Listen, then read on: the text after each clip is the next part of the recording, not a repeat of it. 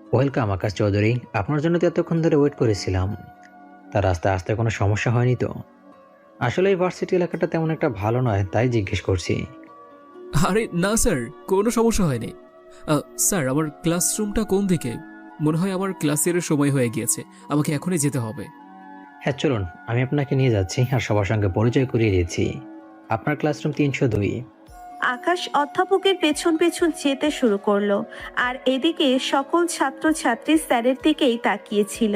বিশেষ করে মেয়েরা আকাশকে দেখে পুরো পাগল হওয়ার মতো অবস্থা। তারা যেন কোনোভাবেই চোখ ফেরাতে পারছে না। সাদা একটা সানগ্লাস পরেছে, এটার জন্য আরো বেশি ফুটে উঠেছে আকাশের চেহারা। আকাশ একটা ক্লাসরুমের ভিতরে প্রবেশ করলো অধ্যাপকের সঙ্গে। অধ্যাপককে দেখে সকল ছাত্রছাত্রী দাঁড়িয়ে গেল। অধ্যাপক তখন বলতে শুরু করলো, তোমাদেরকে অনেকদিন ধরে বলেছিলাম যে নতুন একজন ফিজিক্সের শিক্ষক আসবে, কিন্তু আসলে একটা সমস্যার কারণে উনি এতদিন আসতে পারেনি। উনি হলেন আকাশ চৌধুরী। আজকে থেকে তোমাদের ফিজিক্সের ক্লাস নেবে। এই কথা শোনার পরে সকলেই আকাশকে সালাম দিল। আকাশকে সালাম দেওয়ার পরে আকাশ সালামের উত্তর দিল। তখন অধ্যাপক আরো কিছু কথা বলে সেখান থেকে চলে গেল। অধ্যাপক চলে যাওয়ার পরে আকাশ আবারও ক্লাস শুরু করলো। সকলের সঙ্গে আকাশ পরিচয় হয়ে নিল। পরিচয় পর্ব শেষ করে ডিরেক্ট ক্লাস করাতে শুরু করলো। আকাশ তার মতো করেই লেকচার দিয়ে যাচ্ছে, কিন্তু হঠাৎ করেই পিছনে তাকিয়ে দেখতে পারল ক্লাসের মধ্যে 2-3 জন ফোনে কি সব জানি করছে। আকাশ দেখেই বুঝতে পারল তারা চ্যাটিং করছে। আকাশের মেজাজ খারাপ হয়ে গেল, আর সে সময় আকাশ সেখানে আসার পরে হাত থেকে ফোনটা নিয়ে নিল। তখন বলতে শুরু করলো, তোমরা আমার ক্লাসের মধ্যে ফোন চালাচ্ছ? তোমাদের সাহস তো কম নয়। আমি ক্লাসের মাঝে প্রবেশ করছি, তোমরা কি দেখতে পাওনি নাকি আমাকে? হ্যাঁ, আমরা আমাদের মতো করে ফোন টিপছি, আপনি আপনার মতো করে ক্লাস করেন। এখানে সমস্যা কোথায়? আপনি মনে হয় আমাদেরকে চেনেন না। আমাদের সঙ্গে শুধু শুধু ঝামেলা করবেন না। আমরা গুরুত্বপূর্ণ একটা চ্যাটিং করছিলাম। ফোনটা দিয়ে দিন আর আপনি আপনার কাজ করুন। ও তাই নাকি? তোমরা কে সেটা তো আমার এখন চেনা লাগবে। ঠিক আছে, বলো তোমরা কে, আর তোমরা কি ধরনের কাজ করছিলে আমাকে বলো। কি এমন গুরুত্বপূর্ণ কাজ যে ক্লাসের মাঝে তোমরা এসব করছো আর আবার সঙ্গে তর্ক করছো? তোমাদের সাহস তো কম নয়। দেখুন, আপনি কিন্তু নতুন এসেছেন, আর এখনো আপনাকে আমি সম্মান দিয়ে কথা বলছি। প্লিজ এখান থেকে চলে যান আর আপনি আপনার কাজ করুন। আমরা আমাদের কাজ করছি। তোমরা যদি এরকম হও তাহলে আমার কেমন হতে হবে সেটা তোমরা একটু পরেই দেখতে পারবে। আমি আবারও বলছি, ভালো করে চুপচাপ ক্লাস করো। ক্লাসের পরে ফোন দেয়া হবে। কিরে, তোকে কি বলেছি আমি ফোন দেওয়ার জন্য না? বেশি এমন করলে মেরে পুরো তক্তা বানিয়ে দেবো। ভার্সিটিতে নতুন এসে পুরো মাথায় উঠে গিয়েছি। আকাশ তখনই আর কোনো কথা না বলে মুন্নাকে একটা থাপ্পড় মারলো। মুন্নাকে থাপ্পড় মারার পরে মুন্নার সাথে আরো 2জনকে নিয়ে ক্লাস থেকে বেরিয়ে গেল। ক্লাস থেকে বেরিয়ে যাওয়ার পরে তখন সকলেই একটু ক্লাসের মধ্যেই গন্ডগোল করছিলাম, আর আকাশ একটা চিৎকার দেওয়ার ফলে সকলেই থেমে গেল। তারপর আকাশ আবারও ক্লাস করাতে শুরু করলো। আকাশ তখন বলতে শুরু করলো, কেউ যদি মনে করো আমার ক্লাস তোমাদের ভালো লাগছে না, সে এখনই বের হয়ে যেতে পারো। আর যদি ক্লাসের মধ্যে কেউ কোনো কাহিনী করো তাহলে কিন্তু আমি ক্ষমা করব না। আমি স্টেট কাট মানুষ, তাই এরকম ঝামেলা আমি পছন্দ করি না। আমার কি হবে না হবে সেই চিন্তা আমি কিন্তু করি না। এই কথা বলার পরে আবারও আকাশ ক্লাস শুরু করলো। আকাশের লেকচার দেওয়া শেষ হলে আকাশ বেরিয়ে আসলো। যখনই ক্লাস থেকে বের হতে যাবে তখনই মুন্না তার ছেলেদেরকে নিয়ে আকাশকে পায়ের মধ্যে হকি স্টিক দিয়ে আঘাত করলো। আর পরবর্তী সময়ে আকাশ সে সময় কোনো কিছুই করলো না। আকাশ চুপচাপ আঘাত সহ্য করে অফিস রুমে চলে যেতে শুরু করলো, কিন্তু ওরা আবারও পেছন থেকে শার্টের কলার ধরে ফেললো।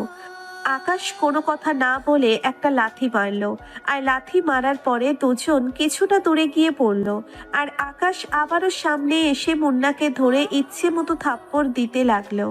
আকাশের এটাই একমাত্র হ্যাবিট। আকাশ থাপ্পড় দিতে দিতে মুন্নার গাল লাল করে ফেলেছে।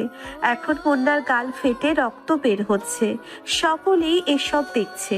তখন আকাশ বলতে শুরু করলো, আজকে থেকে ভার্সিটিতে কোনো অপকর্ম চলবে না যে পর্যন্ত আমি আছি। আর যদি এরকম করার কেউ চেষ্টাও করো তাহলে আমার চেয়ে খারাপ কিন্তু আর কেউ হবে না। তোমরা আমার ছাত্রছাত্রী, তাই এই সম্মানটা বজায় রাখবে। তাহলে আমার কাছ থেকে ওরকম সম্মানটা তুমি পাবে। এটা সবার উদ্দেশ্যে। যাও সবাই, সবাই সবার নিজের ক্লাসে যাও।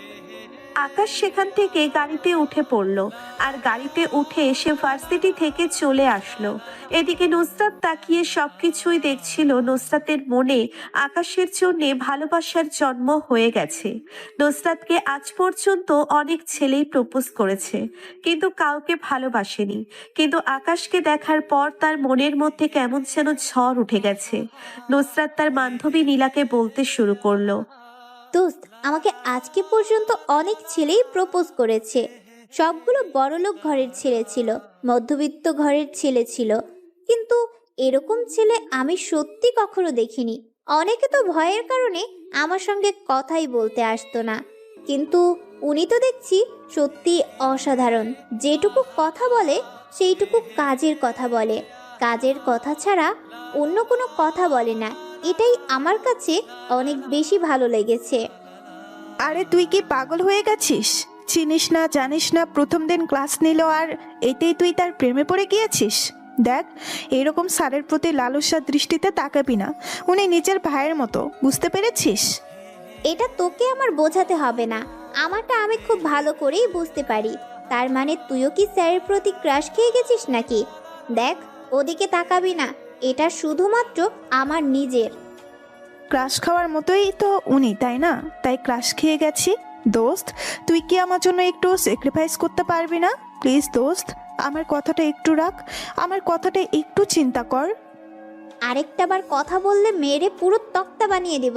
চল তাড়াতাড়ি বাসায় যাব, আর ওনার ব্যাপারে খোঁজ নিতে হবে। দেখি রুমানকে আজকে ফোন দিব ওনার ব্যাপারে ভালোভাবে খোঁজ নেওয়ার জন্য। এই কথা বলে দুজন মিলে গাড়িতে উঠে পড়ল। আর গাড়িতে কথা বলতে বলতে ওরা বাসায় চলে গেল যে যার মতো। আর এদিকে আকাশ সে বাসায় এসে ফ্রেশ হয়ে খাবার খেয়ে নেয়। তারপর ল্যাপটপ সামনে নিয়ে বসে পড়ল। উদ্দেশ্য ভার্সিটির কিছু লোকের লিস্ট করছে কাকে আগে মারবে। হঠাৎ করেই তার ফোনটা বেজে উঠল আর আকাশ তা রিসিভ করলো। কলটা রিসিভ করার পরে ওপাশ থেকে আকাশকে বলতে লাগলো, ভাই, আজকে ভার্সিটির ছাদের মধ্যে একটা ডিল হবার কথা। এখানে কয়েকজন বাইরে থেকে লোক আসবে, কিন্তু কার সঙ্গে দেখা করতে আসবে ভার্সিটির ছাদে সেটা এখনো পর্যন্ত জানতে পারিনি। আজকে যে আসবে এটা শিওর, কী বিষয় নিয়ে কথা বলবে সেটা জানি না। হ্যাঁ, বুঝতে পেরেছি। বিষয়টা আমি আগে থেকেই জানি। আর শোন, তোরা ভার্সিটির আশেপাশে যাবি না, কারণ তোদেরকে দেখলে ওরা সাবধান হয়ে যাবে। যা করার আমি একাই করব, তোদের কোনো কিছু করতে হবে না। তোরা তোদের মতো থাক। ভাই, আরেকটা কথা ছিল, আপনি যদি একটু গোডাউনে আসতেন তাহলে কিছু বিষয় আপনাকে দেখাতাম। অনেক কিছু হয়ে গেছে, আপনাকে অনেকবার কল দিয়েছি, আপনি হয়তো ক্লাসে ছিলেন সেজন্য কল ধরেননি। বিকেলবেলা একটু গোডাউনে আসবেন। ঠিক আছে, আমি একটু পরেই গোডাউনে আসছি। আর শোন, শহরের বিভিন্ন জায়গায় আমার ছেলেদের সবাইকে খবর দে। সবাইকে আমি বিকেলের বেলায় গোডাউনে দেখতে চাই। সবার সঙ্গে আলোচনা আছে। ঠিক আছে ভাই, আমি সবাইকে এখনই খবর দিয়ে দিচ্ছি, আপনি চলে আসেন। আল্লাহ হাফিজ ভাই। এই বলে আকাশ কল কেটে দিল। আকাশ কল কেটে দেওয়ার পরে একটু পরেই রেডি হয়ে নিল। আর রেডি হয়ে এসে সরাসরি গোডাউনে চলে আসলো গাড়ি নিয়ে। আকাশ এমনিতেই ছদ্মবেশে চলাফেরা করে, যেন তাকে কেউ চিনতে না পারে। আকাশ গোডাউনে আসার পরে চেয়ারে বসে পড়ল। আর সকলেই তার সামনে চারিদিক ঘিরে দাঁড়িয়ে আছে। আকাশ সকলকে ডাক দিল। আকাশের কাছে যাওয়ার পরে আকাশ বলতে লাগলো, ভাই, জুবাইরকে কে মেরে রাস্তার মধ্যে ফেলে রেখেছে। কয়েকটা পিস রাস্তায় পাওয়া গেছে, আবার কয়েকটা পিস জঙ্গলের আশেপাশে পাওয়া গেছে। মানে লাশটাকে এমনভাবে কেটেছে যে জোড়া দেওয়ার মতো নয়, হয়তো কাটার মেশিন দিয়ে কেটেছে। আকাশ এই কথা শোনার পরে সামনের দিকে তাকায়। আর সকলেই তার সামনে থেকে সাইড হয়ে যায়। আর সামনে তাকিয়ে দেখতে পারলো শুধুমাত্র মাথাটা পড়ে আছে, আর বাকিগুলো পিস পিস করে কেটে রাখা। আকাশ একবার দেখে চোখ বন্ধ করে নিল। এবং সে অনেকটা রেগে গিয়েছে, কারণ জুবাইর ছিল তার একমাত্র ডান হাত। জুবাইরকে দিয়ে এসে আরো অনেক বেশি কাজ করাতো। জুবাইর আকাশকে বড় ভাইয়ের মতো শ্রদ্ধা করত। আকাশ ছাড়া তার আপন বলতে এমন কেউই ছিল না। আকাশ কাছে যায়, আর কাছে যাওয়ার পরে হাঁটু গেড়ে বসে কান্না করতে থাকে। কিছুক্ষণ কান্না করার পরে আকাশ তখন রিফাতকে বলতে লাগলো, কে করেছে এই কাজ তাড়াতাড়ি খোঁজ নে। যেই করে থাকুক না কেন, দুনিয়ার যে কোনো প্রান্তে থাকুক, আমার তাকে চাই।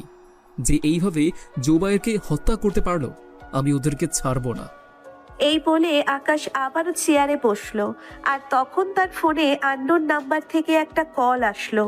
আকাশ কলটা রিসিভ করলো। তখন একজন কর্কশ গলায় বলতে শুরু করলো, কিরে, আপন মানুষ মারা গেলে অনেক বেশি কষ্ট হয়, ঠিক না ড্রাগন মাফিয়া কিং? তুই ড্রাগন মাফিয়া কিং হয়ে কিছুই তো করতে পারলি না। তোর চোখের সামনে পড়ে আছে শরীরের বিভিন্ন অঙ্গ, এগুলো জোড়া লাগাতে পারবি না। তাই যেভাবে আছে সেভাবেই কোনো একটা জায়গায় পুঁতে রাখ। হোসেন, তুই কাজটা ভালো করলি না। এর জন্য তোকে অনেক বেশি মাসুল দিতে হবে। তোকে যদি আমি সামনে পাই তাহলে কি যে করব সেটা আমি নিজেও জানি না। তুই এই কাজটা কেন করতে গেলি? তোর সঙ্গে আমার সমস্যা, আমার লোকদের তো আর কোনো সমস্যা নেই। আরে রাখ তোর বড় বড় কথা, শুধুমাত্র এটা তো সামথিং দেখালাম। তোর প্রত্যেকটা লোককে আমি এভাবে মারবো, আর মেরে তোর জায়গা খালি করে তোকে আমি কুত্তার মতো মারবো। তুই কোনো কিছুই করতে পারবি না। আমাকে ধরতে হলে তোকে আরো একবার জন্ম নিতে হবে। আমার আরও একবার জন্মগ্রহণ করতে হবে না, তোকে মেরেই আমি আমার পিপাসা মিটাবো।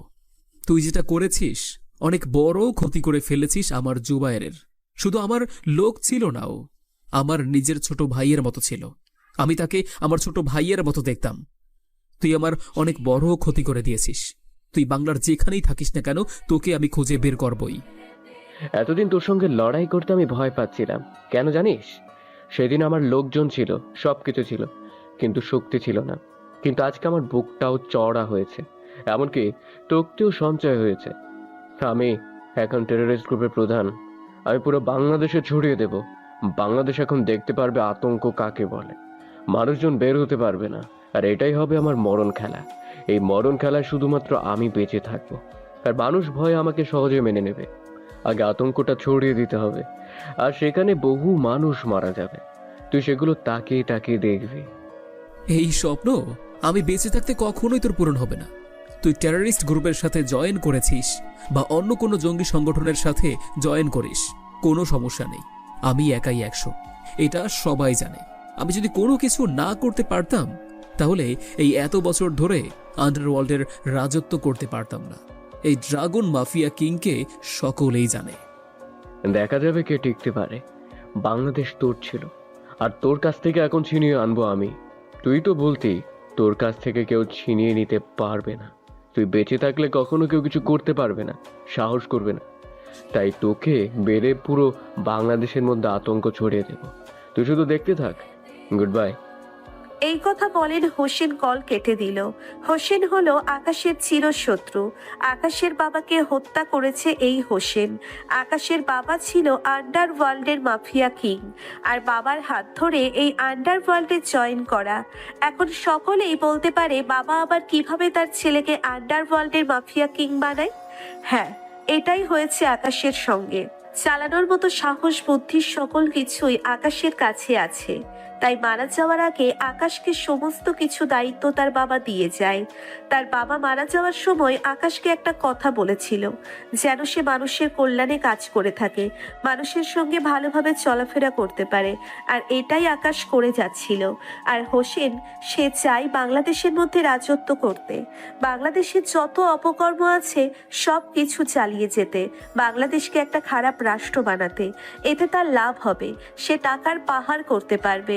আকাশ চোখ বন্ধ করে এসব কিছু ভাবছে, আর কিছুক্ষণ পরে নাফি এসে আকাশকে বলতে শুরু করলো, ভাই, আমাদের দুইটা ছেলেকে হোটেলের লোকজন তুলে নিয়ে গেছে।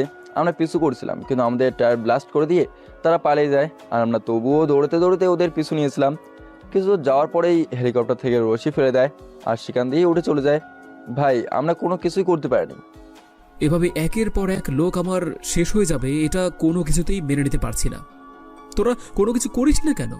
তোরা এভাবে বসে আছিস কেন? সবকিছুই কি আমার অনুমতিতে করতে হবে নাকি? এমন কোনো কথা আছে? ভাই এখন কি করব আপনি বলে দেন। আমাদের প্রতিটা অফিসে তেমন বেশি কিছু অস্ত্রপাতি নেই, আর অস্ত্র না থাকলে কি আর মানুষ ভয় পাবে? অস্ত্র ছাড়া তো কোনো কিছু করা যায় না। নতুন নতুন অস্ত্র নিয়ে আসলে ভালো হতো।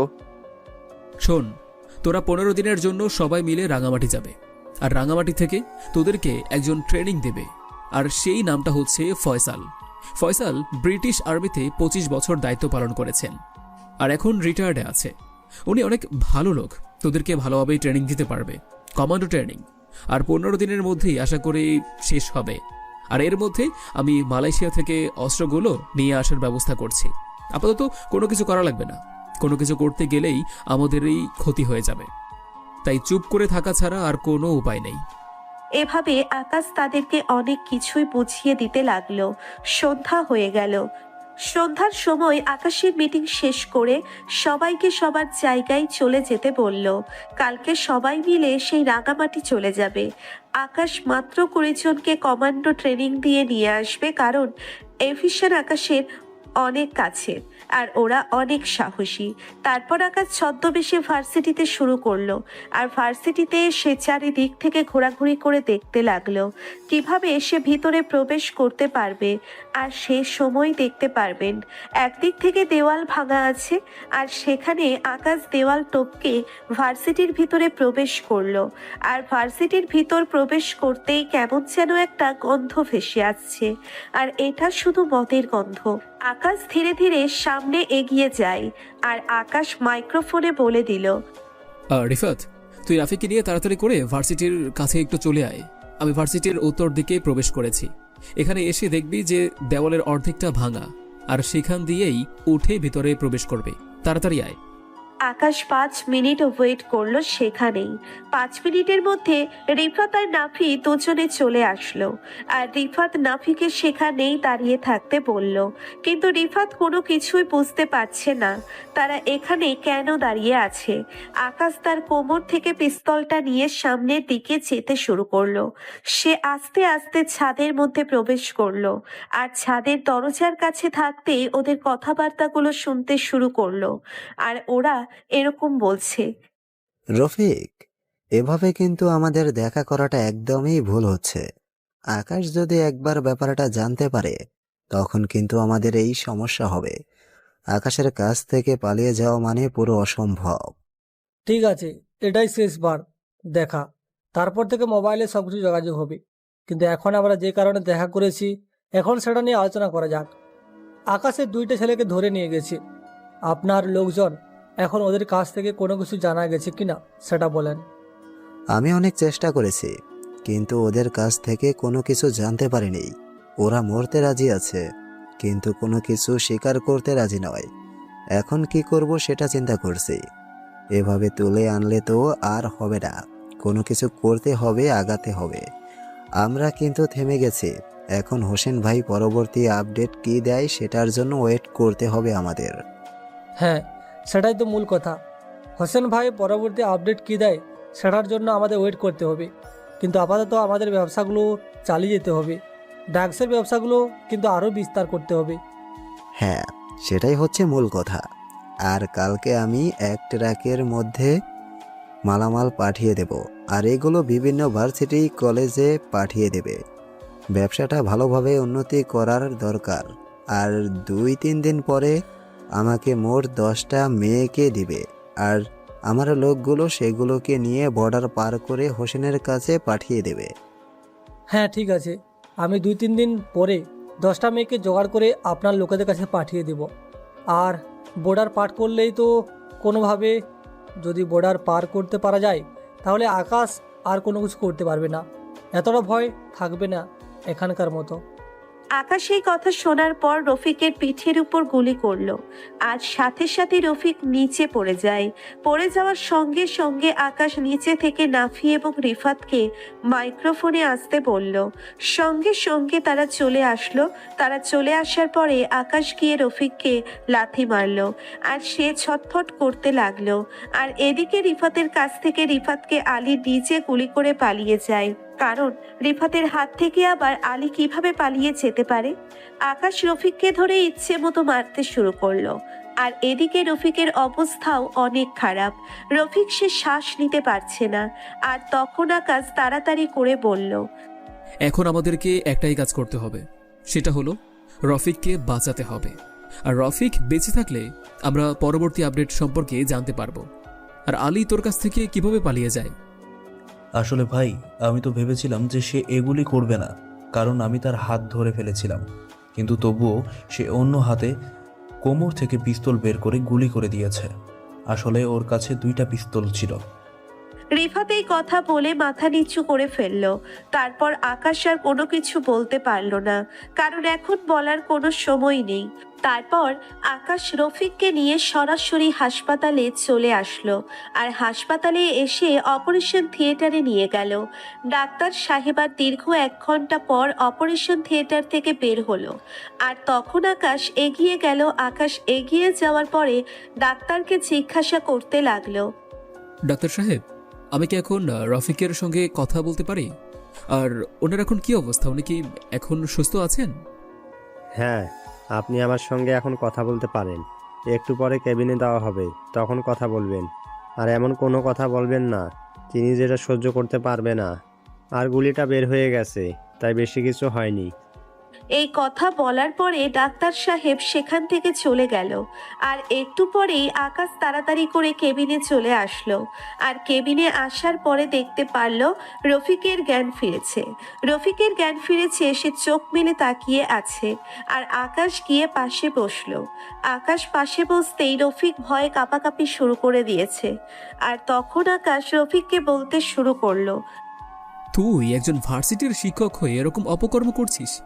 সেটা যদি আমি আগে জানতে পারতাম, সত্যি তোকে অনেক আগেই মেরে ফেলতাম। কিন্তু ভাগ্য করে তুই বেঁচে গিয়েছিস। আচ্ছা, এসব এখন থাক। হ্যাঁ, আসল কথা বল, পরবর্তী আপডেট কি সেটা আমাকে বল। আর আলী এখন কোথায় আছে সেটা তুই ভালো করেই জানিস, আমাকে বল। আমি যদি আগে জানতে পারতাম যে তুই ছদ্মবেশে ভার্সিটিতে প্রবেশ করেছিস, তাহলে আজকে আমার এই দিন দেখতে হতো না। আজকে আমি রাজার হলে থাকতাম, আর এখানে আমার শুয়ে থাকতে হতো না।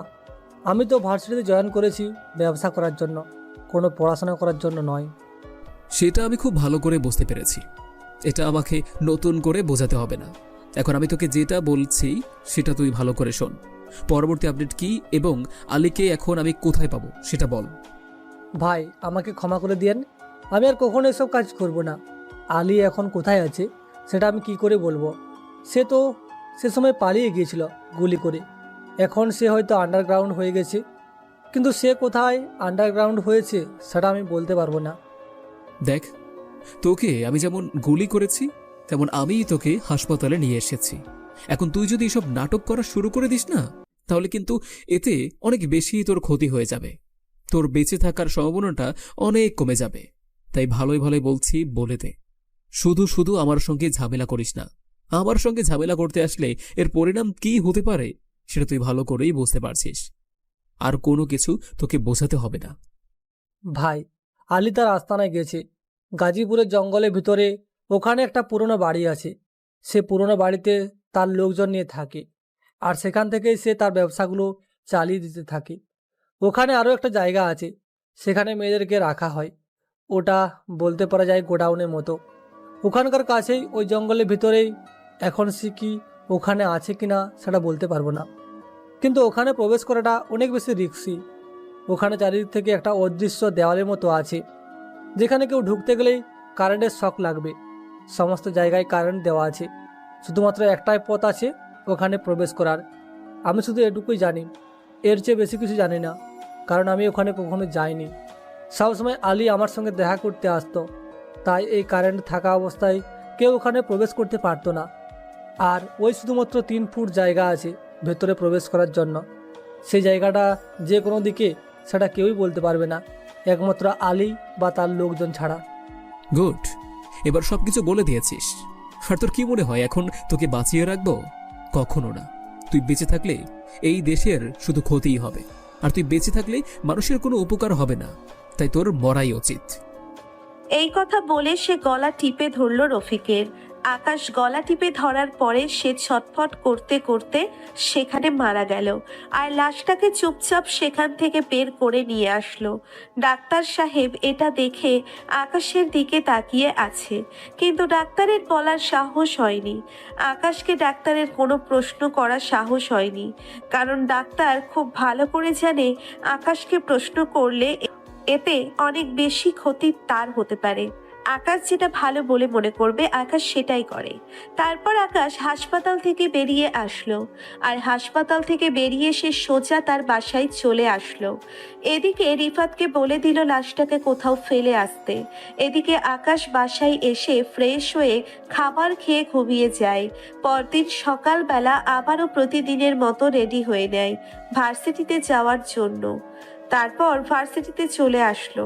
কালকের মতো মার্সিডিজ গাড়ি নিয়ে ভার্সিটিতে প্রবেশ করছে, আর সেখানে নুসরাত আগে থেকেই দাঁড়িয়ে ছিল।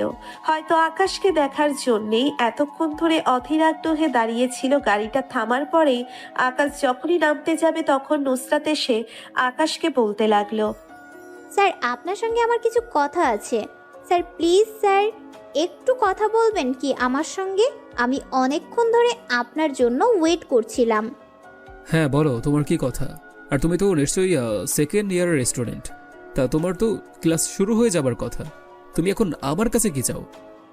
স্যার আমি ক্লাসে চলে যাচ্ছি, কোনো সমস্যা নেই। স্যার আপনি ছুটির পরে একটু আমার জন্য ওয়েট করবেন প্লিজ স্যার। আমার একটা আবদার রক্ষা করেন। আমি ছুটির পরে আপনাকে নিয়ে একটা জায়গায় যাব, জাস্ট রেস্টুরেন্টে গিয়ে কফি খাবো, আরও কিছু কথা বলবো। প্লিজ স্যার আপনি রাজি হয়ে যান। এই মেয়ে, তুমি কি বলছো তুমি জানো? তুমি একটা শিক্ষকের সঙ্গে রেস্টুরেন্টে গিয়ে কফি খেতে চাও? মানে তোমার কি মাথা ঠিক আছে নাকি? হ্যাঁ, কোনো কিছু খেয়ে আসছো? হ্যাঁ, শিক্ষকের সঙ্গে কিভাবে কথা বলতে হয় জানো না তুমি? আমাকে কি তুমি এরকম শিক্ষক পেয়েছো যে যা ইচ্ছা তাই বলে যাবে আমাকে? স্যার আপনি এরকম নেগেটিভলি চিন্তা করছেন কেন? আপনি পজিটিভলি চিন্তা করেন। স্যার আমাকে ফিরিয়ে দেবেন না স্যার, আমি অনেকক্ষণ ধরে আপনার জন্য ওয়েট করে আছি। প্লিজ স্যার আমার একটা কথা রাখেন। ঠিক আছে, আমি চেষ্টা করে দেখব, তবে আমি কথা দিতে পারছি না, কারণ অনেক ব্যস্ত থাকতে পারি আমি। আল্লাহ হাফিজ, এখন তুমি তোমার ক্লাসে যাও। এই বলে আকাশ আবারও অফিস রুমে চলে আসলো। আকাশ অফিস রুমে আসার পরে একা একাই হাসতে লাগলো, কারণ সে নুসরাতকে আগে থেকেই চেনে। কারণ মূলত নুসরাতকে একটু বাঁচানোর জন্যেই আকাশ এই ভার্সিটিতে এসেছে। সাথে তার একটা মিশন। এক কাজে দুই কাজ হয়ে গেল আকাশের। নুসরাতকে প্রথম দেখেছিল একটা শপিং মলে, আর শপিং মলে দেখেই খোঁজ খবর নিয়ে সে এই ভার্সিটিতে এসেছে। সে খুব ভালো করেই জানে তাকে দেখলে নুসরাত পছন্দ করবে, আর একটু বাঁচিয়ে দেখতে হবে। এরকম ভাবনাতেই আকাশ এখানে এসেছে। কিছুক্ষণ পরে আকাশ তার ক্লাসে প্রবেশ করলো। আকাশ ক্লাসে প্রবেশ করার পরে সবাই দাঁড়িয়ে সালাম জানালো। আকাশ সকলের সঙ্গে শুভেচ্ছা বিনিময় করে আবারও ক্লাস নিতে শুরু করলো। কালকের ছেলেটা মুন্না আজকে ক্লাসের মধ্যে চুপচাপ বসে আছেন। আকাশ সে তার নিজের মতো করেই ক্লাস নিচ্ছে। আর কিছুক্ষণ পরে আকাশ মুন্নাকে প্রশ্ন করলো। মুন্না দাঁড়িয়ে কোনো উত্তর দিতে পারলো না। আকাশ আর কোনো কিছু বলল না। ছেলেটাকে এমনিতেই কালকে অনেক মারা হয়েছে। তারপর মুন্না বসে পড়ল। আর এদিকে আকাশ তার ক্লাস শেষ করে যখনই বের হতে যাবে তখনই দেখতে পারলো সেখানে নুসরাত দাঁড়িয়ে আছে। আর নুসরাত তখন বলতে লাগলো, তো স্যার আপনার তো এখন ক্লাস শেষ, স্যার আপনি একটু আগাতে থাকেন, আমি আপনার পেছনে আসছি, না হলে তো আবার অন্য কেউ কিছু মনে করবে। প্লিজ স্যার, না করবেন না। আকাশ নুসরাতের কথায় কোনো প্রতি উত্তর করলো না। আকাশ গাড়ি নিয়ে গেটের বাইরে চলে আসলো, আর গেটের বাহিরে এসে কিছুটা দূরে দাঁড়িয়ে আছে গাড়ি নিয়ে। হঠাৎ করেই নুসরাত এসে গাড়িতে বসে পড়ল। এটা দেখে আকাশ সত্যি অবাক হয়ে গেছে। নুসরাতকে কোনো কিছু না বলে আকাশ গাড়ি চালাতে শুরু করলো। গাড়ি চালাতে চালাতে সে পার্কের দিকেই যাচ্ছিল। হঠাৎ করেই নুসরাত একটা কথা বলল, কি ব্যাপার ড্রাগন মাফিয়া কিং, আপনি কি মনে করেছেন আমি আপনার ব্যাপারে কোনো কিছুই জানি না? আমি আপনার ব্যাপারে সব কিছুই জানি, আর আপনি এখানে কেন এসেছেন সেটাও আমি খুব ভালো করে জানি। আপনি এখানে একটা মিশনে এসেছেন, আর একটা কারণে এসেছেন, সেটা হলো আমার কারণে। আমাকে আপনি পছন্দ করেন আর এক কাজে দুই কাজ করতে এসেছেন, কি তাই তো? আকাশ নুসরাতের মুখ থেকে এরকম কথা শুনে গাড়িটা ব্রেক করলো। আর রানিং অবস্থায় গাড়িটা ব্রেক করার ফলে কিছুটা ভয় পেয়ে গেল নুসরাত।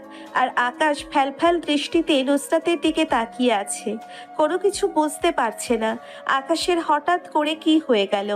আকাশ কিছুক্ষণ তাকিয়ে থাকার পরে আমতা আমতা করে নুসরাতকে বলতে লাগলো, কি ব্যাপার, তুমি আমার ব্যাপারে এরকম বলছো কেন? আমি শুধুমাত্রই একজন তোমার শিক্ষক, এর চেয়ে বেশি কিছু না। আর হ্যাঁ, আর এমন উল্টাপাল্টা কথা বলবেন আমার সঙ্গে। আপনি যতই লুকানোর চেষ্টা করুন না কেন, আমি কিন্তু সব কিছুই জানি। আর আমি কিভাবে জানলাম সেটা না হয় পরেই বলি, আগে আমি যেটা বলেছি সেটা বলেন। হ্যাঁ, আমি ড্রাগন মাফিয়া কিং। আমি এখানে মিশনে এসেছি। কিন্তু তুমি এত কিছু কিভাবে জানো? তুমি কে? সত্যি করে বলো, না হলে কিন্তু বুঝতেই পারছো আমি কি করতে পারি। এরকম ভয় দেখানোর কোনো কিছুই নেই। আমি আপনার শত্রু নই, আমি আপনার খুব কাছের একজন মানুষ। মনে আছে একদিন ঝড়ের রাতে আপনি একটা মেয়েকে ছাতা দিয়েছিলেন, মেয়েটার মুখটা দেখতে পারেননি, বোরকা পরা ছিল। আপনি মেয়েটার সঙ্গে কোনো কথাও বলেননি, আপনার হাতে চলছিল, আর আপনার হাতের মধ্যে ট্যাটু ছিল ড্রাগনের, যেটা আপনার সবচেয়ে বড় পরিচয়। আর এটা দেখলেই সকলেই আপনাকে চিনে যাবে যে আপনিই সেই ড্রাগন মাফিয়া কিং। সেদিন ওই মেয়েটা আমিই ছিলাম। সেদিন বৃষ্টিতে আপনাকে অনেক সুন্দর লাগছিল, তো বলা যায় ওই দিন থেকেই আপনার উপর ক্রাশ খেয়ে গেছি। আর সেদিন থেকেই আপনাকে ফলো করতে শুরু করি। আর ফলো করতে করতে বেশ কিছু তথ্য জানতে পারি আমি, যে আপনি সেই ড্রাগন মাফিয়া কিং। তারপর একটু খোঁজ নিতে যখন দেখলাম আপনি ভার্সিটিতে এসেছেন, তখন তো বাজারে কথা যে এরকম একটা লোক ভার্সিটিতে এসেছে শুধুমাত্র একটা মিশনে। আর ওই দিন শপিং মলে আমাকে দেখে আপনি পছন্দ করেছিলেন, আপনার চোখ দেখে বুঝে ফেলেছিলাম। তাই ভাবলাম হয়তো আমার কারণে এখানে এসেছেন, এইটুকুই, এছাড়া আর কোনো কিছু না। এটা কিন্তু তুমি ভুল করলে। আমার লাইফের সঙ্গে তোমার লাইফ জড়ানো যাবে না। আর তুমি আমাকে কতটুকু চেনো? এভাবে কারোর সঙ্গে কথা বলা, প্রেম করা, এটা কোনো বিষয় না। হ্যাঁ, এভাবে কোনো ভালোবাসা হয় না, কিন্তু পরিচয় তো হতে সমস্যা নেই। আমি তো আমার পরিচয় দিয়ে দিলাম। আর আমার পরিচয় আমি কিভাবে দিব? আমার পরিচয় তো আপনি অনেক আগে থেকেই বের করে ফেলেছেন। আমি কে, কোথায় থাকি, আমার বাবা কে, মা কে, সব কিছু। দেখো, এটা ঠিক যে শপিং মলে তোমাকে দেখে আমি প্রথম দেখায় ভালোবেসে ফেলেছি, কিন্তু এটা শুধুমাত্র একটা মোহ ছাড়া আর কোনো কিছু না। কারণ দেখো, আমার লাইফের সঙ্গে তোমার লাইফ কখনো মিলবে না। তুমি তোমার বাবা মার একমাত্র মেয়ে, তোমাকে নিয়ে ওনাদের অনেক স্বপ্ন আছে। আর তাছাড়া তোমার সঙ্গে আমার পরিচয় বেশি দিনের না, মাত্র 2-1 দিনের পরিচয়। এভাবে তো আর কখনো একটা ভালোবাসার সম্পর্ক হতে পারে না। তাই বলছি, তোমার দিন তুমি দেখো, আমার দিন আমি দেখি। আমার কাজের সঙ্গে তোমার ফ্যামিলি অভ্যস্ত নয়, আর আমার কাজগুলো ওনারা পছন্দ করবে না। কোনো মা বাবা চায় না যে তার মেয়েটাকে এরকম একটা মাফিয়ার হাতে তুলে দেওয়ার জন্য। দেখো, আমি কিন্তু একজন সাংবাদিক, ক্রাইম রিপোর্টার। আমি পড়াশোনার পাশাপাশি রিপোর্টিং করি। নিশ্চয়ই নুসরাত চৌধুরীর কথা শুনেছ। আমি যেহেতু ক্রাইম রিপোর্ট করি, তাই এগুলো বিষয়ে আমার খুব ভালো ধারণা আছে। তুমি মানুষের জন্য কাজ করছো, তুমি যদি মানুষের পাশে না দাঁড়াও, তাহলে হোসেন এবং পুরো টেররিস্ট গ্রুপ বাংলাদেশে প্রবেশ করবে। বাংলাদেশের কি অবস্থা করতে পারে সেটা একটু হলেও আমার ধারণা করতে পারছি। যারা আমরা ক্রাইম রিপোর্ট করি, মানুষ এখন তোমাকে সাপোর্ট করছে। আর মানুষের হৃদয়ে শুধু এই একটা নামই বিরাজ করছে, সেটা হলো আকাশ। মানুষ তোমাকে অনেক বিশ্বাস করে। তোমার আস্থা ধরেই মানুষ এখন সামনে আগাতে শুরু করেছে। আর তোমার কারণেই কিন্তু হোসেন এবং টেররিস্ট গ্রুপের সদস্যরা বাংলাদেশে প্রবেশ করতে পারছে না। তুমি একটা ভালো কাজ করছো, হয়তো নিজের হাতে আইন তুলে নিচ্ছ, কিন্তু মানুষের কাছে তুমি কিন্তু অনেক কিছু। তুমি মানুষের কল্যাণে কাজ করছো। একজন আন্ডারওয়ার্ল্ডের মাফিয়া এত ক্ষমতা পাওয়ার পরে যে এত ভালো কাজ করছে, এটাই তো আমাদের জন্য অনেক কিছু। তোমার জায়গায় অন্য কেউ থাকলে হয়তো ক্ষমতার অপব্যবহার করত, কিন্তু তুমি তার উল্টো, আর তোমার মতো মানুষকে জীবনসঙ্গী হিসেবে পাওয়ার মানে ভাগ্য। দেখো, তোমার কথাটা আমি বুঝতে পারছি। তুমি হয়তো আমাকে ভালোবাসো, আমার প্রফেশনকে তুমি সম্মান জানাচ্ছ, কিন্তু তোমার মতো করে কয়জন বুঝতে পারবে সেটা বলতে পারবে আমাকে? হ্যাঁ, হয়তো আমার মা বাবাকে আমি বোঝাতে পারবো না এই বিষয়ে, কারণ আমার মা বাবা জানে মাফিয়া কিং মানে অনেক খারাপ একজন মানুষ, সন্ত্রাস এসব। আর কোনো মা বাবাই চায় না যে তার মেয়েটাকে এরকম একটা লোকের হাতে তুলে দেওয়ার জন্য। তবে আমি আমার মা বাবাকে বোঝাতে পারবো না, তোমাকেও ছাড়তে পারবো না। আমি জানি না আমি কি করব। আপাতত তোমার কোনো কিছু করার প্রয়োজন নেই। আর ভার্সিটিতে এভাবে আমার সঙ্গে কথা বলতে এসো না, তাহলে তুমি সবার চোখে পড়ে যাবে। আর তুমি সবার চোখে পড়ে গেলে কিন্তু তোমার নিজেরই সমস্যা হবে। আর এখন বাসায় চলে যাও। আর কোনো কথা না বলে আকাশ গাড়ি চালাতে শুরু করলো। আর গাড়ি চালাতে চালাতে নুসরাতের বাসার সামনে এসে নুসরাতকে নামিয়ে দিয়ে চলে গেল। এদিকে আকাশ গোডাউনে এসে নিজের প্রস্তুতি নিতে থাকে। আজকে আলীর আস্তানায় অ্যাকশনে যাবে, আর সে কারণে শহরের যত ছেলে আছে সমস্ত ছেলেকে খবর দেওয়া হয়েছে। আর ছেলেগুলো বিকেলের মধ্যেই সবাই চলে এসেছে, তারা নিজেদের প্রস্তুতি নিয়ে এসেছে। আকাশ সন্ধ্যার সময় গাড়িতে উঠে পড়ল সবাইকে নিয়ে। আকাশ কোন গাড়িতে আছে সেটা বলতে পারবে না, সবগুলো মার্সিডিজ গাড়ি নিয়ে যাচ্ছে, রাস্তার মধ্যে সারি সারি করে রাখা হয়েছে। আর কিছুক্ষণ পরেই গাড়িগুলো চলতে শুরু করলো। আর এটা দেখে সকলেই তাকিয়েছিল। এত দামি দামি গাড়ি রাস্তা দিয়ে যাচ্ছে, সে কারণে সবাই বুঝে গেছে এটা আর কেউ নয়, এটা হলো আকাশ চৌধুরী। আকাশ চৌধুরী যাচ্ছে, সবাই আকাশ চৌধুরীর নামে জয়ধ্বনি করছে। আর হঠাৎ করেই নুসরাতের ফোন থেকে আকাশকে কল দিল। আর আকাশ সে সময় কলটা রিসিভ করলো। ওটা রিসিভ করার পর ওপাশ থেকে আকাশকে বলতে শুরু করলো, আমিও সঙ্গে যাব তোমাদের। তুমি যদি আমাকে সঙ্গে করে না নিয়ে যাও, তাহলে আমি যেটা ইচ্ছে সেটাই করব। আমি কোনো কথা শুনবো না, আমি এই জায়গায় দাঁড়িয়ে আছি। আকাশ কল কেটে দিল। আকাশ কল কেটে দিয়ে একটা প্ল্যান তৈরি করলো, যে প্ল্যানের মধ্যে নুসরাতকে কাজে লাগানো যাবে। নুসরাতের হাত ধরেই তারা ভিতরে প্রবেশ করতে পারবে। আকাশ নুসরাতকে সেখান থেকে পিক করলো। নুসরাত আকাশের পাশে বসার পরে অনেক খুশি হয়ে গেল। সে তো খুশিতে পাগল অবস্থা। এই প্রথম খুব কাছ থেকে একটা অপারেশন দেখতে পারবে। আর নুসরাত আকাশের সঙ্গে কথা বলছেন। আকাশ গাড়ি ড্রাইভ করছিল। আর গাড়ি ড্রাইভ করতে করতে জঙ্গলের ভিতরে প্রবেশ করলো। তখন নুসরাত চুপ করে গেল। আকাশের একটা হাত শক্ত করে ধরে ফেললো। আকাশেরও এই মুহূর্তটা অনেক বেশি ভালো লাগছে। মেয়েটা ভয় পেয়ে আকাশের হাত জড়িয়ে ধরে রেখেছে। গাড়িটা কিছুক্ষণ চলার পরে থেমে গেল। আর গাড়ি থেকে নামার পরে আকাশ বলতে লাগলো, তুমি আমার জন্য একটা কাজ করতে পারবে? এখন তুমি ছাড়া আর কোনো উপায় নেই ভিতরে প্রবেশ করার মতো, কারণ চারদিক থেকে বিদ্যুৎ দেওয়া আছে। সামনে আগাতে গেলেই আমরা বিদ্যুৎ স্পষ্ট হয়ে মারা যাব। তাই তুমি একা একা সামনের দিকে তো এগিয়ে দাঁড়িয়ে থাকবেন। আর তোমাকে দেখে তারা আমাকে নিতে আসবে, এমন একটা ভাব করবে যেন তুমি রাস্তা হারিয়ে ফেলেছ। আর ওরা যখন আসতে শুরু করবে তখন বলবে ওখান থেকে বের হয়ে রাস্তাটা কোন দিকে। আর ওরা তোমাকে ভুলিয়ে তাদের আস্তানায় নিয়ে যাবে। আর যে জায়গাটা দিয়ে যাবে সেখান দিয়ে যে কোনো একটা চিহ্ন রেখে যাবে। বুঝতে পেরেছো?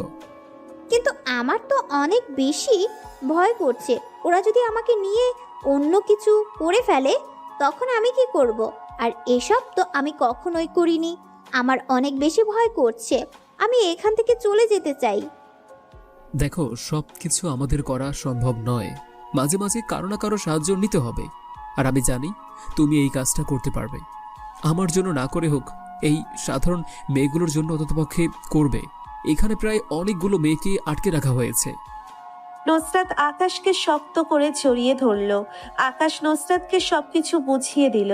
তারপর নুসরাত সামনের দিকে আগাতে শুরু করলো।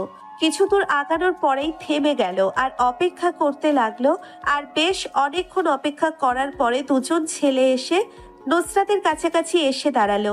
আর নুসরাত তাদেরকে বলছে, ভাইয়া, আমি তো এখানে ঘুরতে এসেছিলাম বন্ধু বান্ধবের সঙ্গে, কিন্তু ওরা আমাকে রেখে চলে গেছে। ওরা ভেবেছিল যে আমি এখান থেকে ওদের আগেই চলে গেছি। এখন আমি এই জঙ্গলের রাস্তা হারিয়ে ফেলেছি। আমি কোন জায়গায় দিয়ে বের হতে পারবো একটু বলতে পারবেন? হ্যাঁ জানো, কেন বলতে পারবো না, চলো আমরা তোমাকে এগিয়ে দিয়ে আসছি। আর তোমার ফিগার এত সুন্দর, দেখতেই তো মন ভরে যাচ্ছে। মিঠুন চল বসের কাছে নিয়ে যাই। ছেলেটা নুসরাতকে নিয়ে যেতে লাগলো আর নুসরাত যাওয়ার সময় গাছের পাতাগুলো ছিঁড়ে ছিঁড়ে যেতে শুরু করলো। আর এদিকে আকাশ নুসরাতের দেখানো চিহ্ন অনুযায়ী তার লোকজন নিয়ে ভিতরে প্রবেশ করলো। তারা ভিতরে প্রবেশ করার পরে রিফাতকে আকাশ বলতে লাগলো, শোন, ওরা যেমন চারদিক থেকে বিদ্যুৎ দিয়ে রেখেছে ওদের এখানে, ওদেরকে মারবো, কোনো পাওয়ার অফ করবি না। ওরা গোলাগুলিতে পালিয়ে যাবে, তখন ওদের মনের মধ্যে এটা থাকবে না যে চারদিক থেকে বিদ্যুৎ দেওয়া আছে, গেলেই এখানে বিদ্যুৎ স্পষ্ট হয়ে মারা যাবে। আমাদের লোকেরা সবাই সাবধান থাকবে, কেউ পিছনে যাবে না, সবাই সামনের দিকে এগিয়ে যাবে, পিছনে এই লাল দাগ ক্রস করবি না। এই কথা বলে আকাশ সামনের দিকে এগিয়ে গেল আর আকাশের পেছন পেছন সবাই আসতে শুরু করলো। আকাশ সবার আগে আগে যাচ্ছে, তার কারণে সবাই একটু বেশি চিন্তায় আছে, যদি রাস্তাটা ভুল হয়ে যায় তাহলে তো আকাশই আগে মারা যাবে। কিন্তু আকাশ ছাড়া আগে কাউকে যেতে দেবে না। আকাশ নিজের অপারেশনের সামনে এগিয়ে না যায় তাহলে বাকিরা তো এমনিতেই পিছনে চলে যাবে, তাই আকাশ এগিয়ে যাচ্ছে। কিছুক্ষণ পরে ভিতরে প্রবেশ করার পরে আকাশের লোকজন চারিদিক থেকে ঘিরে ফেলে। আর চারিদিক থেকে ঘিরে ফেলার পরে এদিকে নুসরাতকে বলতে লাগলো, কিরে, আমি যে ভেবেছিলাম তোরা একটা জঙ্গলিকে তুলে নিয়েছিস, কিন্তু এখন তো দেখছি পুরো একটা আইটেম। যাক, এই ভালো কাজটা করলি, এটাকে এদিকে নিয়ে আয়। এটাকে মনে হয় আমি কোথাও না কোথাও দেখেছি। হ্যাঁ ভাই, উনিকে আপনি চেন, উনি হলো শফিক চৌধুরীর একমাত্র মেয়ে, তাকে আমরা তুলে এনেছি। ভাই আজকে একটু আমাদেরকেও দিয়েন। ঠিক আছে, কোনো সমস্যা নেই, তোদেরকেও দেব। আর চারিদিক থেকে ভালো করে খেয়াল রাখ, আমি এটাকে নিয়ে উপরে যাচ্ছি, বুঝতে পেরেছিস? এদিকে আকাশ প্রথমে ফায়ার করলো। আর ফায়ার করার সময় ওরা প্রস্তুত ছিল না, ওরা সঙ্গে সঙ্গে কয়েকজন মাটিতে লুটিয়ে পড়লো। তারপর করতে করতে আবার সামনের দিক থেকে গুলি করতে লাগলো আর এগিয়ে যেতে শুরু করলো। এভাবে অনেকজন মারা গেল। আকাশ তাড়াতাড়ি করে পুরনো বাড়িতে প্রবেশ করলো। সেখানে নুসরাতকে দেখে আকাশের কেমন যেন প্রাণ ফিরে এলো। আর নুসরাত এসে আকাশকে শক্ত করে জড়িয়ে ধরে কান্না করে দিল। তারপর আকাশ নুসরাতকে নিয়ে বের হতে হতে গুলি করতে থাকে। আর এদিকে আলীকে ধরে নিয়ে যায় আকাশের লোকেরা। আর আকাশ বের হয়ে ওখানে বোম ব্লাস্ট করে দেয় আর সবকিছু পুড়ে ছারখার হয়ে যায়। আর এদিকে নুসরাতকে নিয়ে সরাসরি গোডাউনে চলে আসে আর নুসরাতকে রিফাত কফি এনে দিল। এদিকে আকাশ তখন নুসরাতকে বলতে লাগলো, নুসরাত, তুমি ছিলে বলেই আজকে এই অপারেশনটা খুব তাড়াতাড়ি শেষ করতে পেরেছি, নাহলে কিন্তু এটা অনেকটা কঠিন হয়ে যেত, আমার রাস্তা খুঁজে পেতে অনেকটা সময় লেগে যেত। হ্যাঁ আমি ছিলাম বলেই তো এমনটা হয়েছে, কিন্তু এদিকে যে আমি কতটা ভয়ে ছিলাম সেটা একমাত্র আমিই জানি। এখন আমি বাসায় যাব। এখানে নিয়ে এসেছো কেন? আমাকে বাসায় দিয়ে এসো প্লিজ। আমি তোমার এখানে যেতে পারবো না, আমার হাতে অনেক কাজ আছে। আমি রিফাতকে বলে দিয়েছি, রিফাত তোমাকে তোমার বাসার সামনে নামিয়ে দিয়ে আসবে। রিফাত যা তো। আকাশ কয়েকবার বলার পরে নুসরাত রাজি হয়ে গেল। আর এদিকে রিফাত নুসরাতকে তার বাসার সামনে নামিয়ে দিয়ে আসলো। আর আকাশ আলীকে বন্দি করে রাখা সেই রুমটার মধ্যে প্রবেশ করলো। আলী আকাশকে দেখেই ছটফট করতে শুরু করলো। আর তখন আকাশ সে আলীকে বলতে লাগলো, কিরে, আমাকে দেখেই তোর এই অবস্থা, এরপরে কি করব সেটা দেখলে তো তোর অবস্থা আরও খারাপ হয়ে যাবে। যাক, এখন আসল কথায় আসি। কথাটা হচ্ছে, হোসেন এখন কোন দেশে আছে, তোর সঙ্গে হোসেনের কিভাবে যোগাযোগ হয়, সব কিছু ডিটেলসে আমাকে বল। হোসেন এখন ব্যাংকক আছে, আর ব্যাংকক থেকে টেররিস্ট গ্রুপের সাহায্যে সকল কিছু নিয়ন্ত্রণ করে থাকে। ওই টেররিস্ট গ্রুপ হোসেনকে সাহায্য করছে এসব করানোর জন্য। আর হোসেন যদি ওদের কাছ থেকে চলে আসে, হোসেন যদি কোনো কিছু করে, তাহলে আর কখনো বাংলাদেশের দিকে ফিরেও তাকাবে না। এই হোসেনের কারণে টেররিস্ট গ্রুপ এরকম করছে। সেটা আমি খুব ভালো করেই জানি। হোসেন সাহায্য করছে বলেই এই টেররিস্ট গ্রুপ বাংলাদেশের মধ্যে বিস্তার লাভ করছে। হোসেন যদি সাহায্য না করত তাহলে এটা কখনোই সম্ভব হতো না। আজকে হোসেন যদি মারা যায় না, তাহলে টেররিস্ট গ্রুপ দ্বিতীয়বার কখনো বাংলাদেশের কথা মাথায় আনবে না। ভাই, আমাকে ছেড়ে দাও। আমি অনেক বেশি ভুল করেছি, অন্যায় করেছি, আমি জানি। তবুও আমি তোমার কাছে নিজের জীবন ভিক্ষা চাইছি। আমাকে ক্ষমা করে দাও। আর কখনোই এসব কাজ করবো না আমি। তোকে ছেড়ে দেওয়ার কথা তো পরের কথা, এত তাড়াতাড়ি এই কথা বললে তো হবে না। এখন বল, ওই মেয়েগুলোকে কোথায় রেখেছিস? যেগুলো তোর আন্ডারে থাকে, লোকগুলা কিডন্যাপ করে নিয়ে এসেছে বিভিন্ন জায়গা থেকে। সেগুলোর খবর আমি জানি না। সেগুলো আবার লোকেরা হোসেনের লোকেদের কাছে হস্তান্তর করে দেওয়া হয়েছিল। ওরা কোথায় আছে সেটা আমি জানি না। আমি এই বিষয়ে বলতে পারবো না। আবারও মিথ্যা কথা বলছিস? আমি কিন্তু মিথ্যা কথা একদম পছন্দ করি না। সত্যি করে বল। যদি না বলিস তাহলে কিন্তু তুই যে ব্যবস্থা করেছিলি এই ব্যবস্থাই তোর জন্য তোলা থাকবে। আকাশ ভালোভাবে বলল, কিন্তু আলী আকাশের কোনো কথাই উত্তর দিল না। বারবার বলছে আমি জানি না। আর সেই জন্যে আকাশ সেই কারেন্টের শক দেওয়ার জন্য তার মেশিন এগিয়ে নিয়ে আসলো। আর মেশিন এগিয়ে নিয়ে আসার পরে দুইটা তার পজিটিভ নেগেটিভ একটা হাতের মধ্য দিতেই ছটফট করতে লাগলো। আর কিছুক্ষণ পরে সরিয়ে দিল। আর সরিয়ে যাওয়ার পরে আলী এগুলোতে দম যাওয়ার মতো অবস্থা। আর তখন বলতে লাগলো, ওই মেয়েগুলো এখন ওখানেই মাটির নিচে বানানো একটা গোডাউনের ভেতরে আছে। শুধুমাত্র একদিকেই প্রবেশ করা যায়। ওখানে একটা ঢাকনা আছে, আর ঢাকনা খুললেই ওর ভিতরে প্রবেশ করতে পারে যে কেউ। সঙ্গে সঙ্গে আকাশ রিফাত এবং নাফিকে ডাক দিল। রিফাত এবং রিফাতকে ডাক দেওয়ার পরে ওরা দৌড়ে আকাশের কাছে চলে আসলো। আকাশের কাছে আসার পরে ওরা দাঁড়িয়ে রইল। আর তখন আকাশ বলতে শুরু করলো, এখনই ওই গাজীপুরের জঙ্গলে যা গাড়ি নিয়ে। তারপর ওখানে দেখবি যে কোনো একটা ঢাকনা আছে কিনা। আর ঢাকনা খুলেই ভিতরে দেখবি ওই মেয়েগুলো আছে। তাড়াতাড়ি যা। ওই মেয়েগুলোর কি অবস্থা এখন আল্লাহ তাআলাই ভালো জানে। দেখবি দক্ষিণ দিকে পুরো বাড়িটা। এই কথা শোনার পরে রিফাত এবং নাফি ওখান থেকে চলে গেল। আর ওখান থেকে বেরিয়ে গাড়ি নিয়ে দুজনে মিলেই চলে আসে গাজীপুরের সেই জঙ্গলে, যেখান থেকে কিছুক্ষণ আগে আলীকে তুলে নিয়ে গিয়েছিল। তারপর সে একটা ঢাকনা খুঁজে পায়।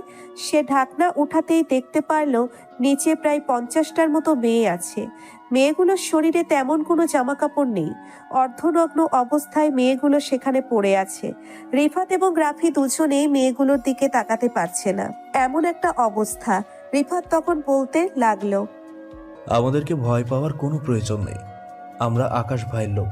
আকাশ ভাই আমাদেরকে উদ্ধার করার জন্য পাঠিয়েছে। আর আলী, সে নিজে আকাশ ভাইয়ের হাতে বন্দি আছে। আপনাদেরকে আমরা আপনাদের বাড়ি পৌঁছে দিতে এসেছি। আপনাদের কাছে যা কিছু আছে নিজেকে একটু ঢেকে বাইরে চলে আসুন সবাই। এই কথা শোনার পরে সবাই বাহিরে চলে আসলো। সবাই বাহিরে আসার পরে গাড়িতে উঠে পড়লো। আর গাড়িতে উঠে কিছু দূর আসতেই মার্কেট থেকে যেটুকু সম্ভব জামা কাপড় ওদের জন্য কিনে দিয়েছে রিফাত। আর সকলেই জামা কাপড় পরে নিল। আর দুজন একটু দূরে দাঁড়িয়েছিল। তারপর সবাইকে নিয়ে আসা হলো গোডাউনে। আর গোডাউনে নিয়ে আসার পরে সকলের কাছ থেকে ঠিকানা নিতে লাগলো। আর ঠিকানা অনুযায়ী তাদেরকে লোকজন দিয়ে পাঠিয়ে দিতে লাগলো।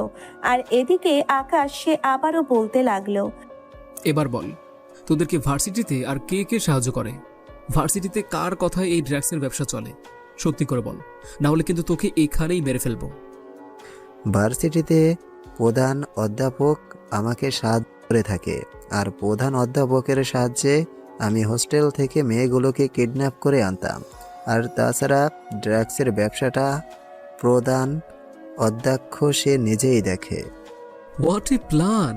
তোদের এক একটাকে পুরস্কৃত করা উচিত, কিন্তু আফসোস এটা করতে পারলাম না। সব কয়টা গাদ্দার, তোদেরকে তো বাঁশ দিয়ে পিছনে ঢুকিয়ে নদীর উপরে দাঁড় করিয়ে রাখা উচিত, যেন সবাই দেখতে পারে শালা কুত্তার বাচ্চা। আকাশ তখন গোডাউন থেকে বেরিয়ে নাফিকে নিয়ে সরাসরি চলে আসলো অধ্যাপকের বাসায়। অধ্যাপকের বাসায় আসার পরে সিকিউরিটিকে গুলি করে মেরে ফেললো আকাশ। তারপর ভিতরে প্রবেশ করলো। ভিতরে প্রবেশ করার পর দেখতে পারলো একটা রুম থেকে আলো জ্বলছে। হতে পারে এটাই হলো অধ্যাপকের রুম। আকাশ সেই রুমের দরজা ভেঙে ভিতরে প্রবেশ করলো। আর সেখানে দেখতে পারলো দুইটা অর্ধনগ্ন মেয়েকে নিয়ে শুয়ে আছে অধ্যাপক।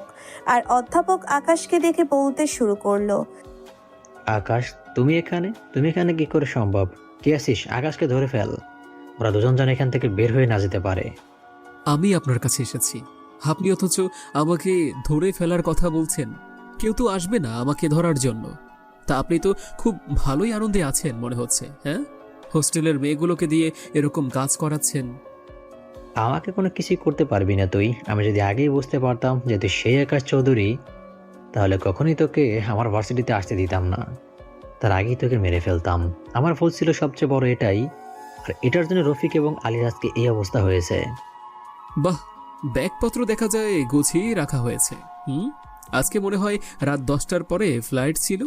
যাক, অনেক তাড়াতাড়ি চলে আসলাম। তা অধ্যাপক সাহেব, আপনার আনন্দ ফুর্তি করা শেষ হয়েছে নাকি এখনো বাকি আছে? আমি কি আপনার জন্য ওয়েট করে থাকবো? তুই আমাকে এখনো ভালোই ভালো ছেড়ে দে হোসেন, কিন্তু তোকে ছেড়ে কথা বলবে না, তোকে কুত্তার মতো মারবে, সে দেশে ফিরে আসবে। আর এই যে তোমরা, মা বাবা টাকা পাঠায় পড়াশোনা করার জন্য, আর তোমরা পড়াশোনা না করে এরকম একটা লোকের সঙ্গে নগ্ন অবস্থায় বিছানায় শুয়ে আছো। তোমাদের সতীত্ব দিয়ে দিচ্ছ।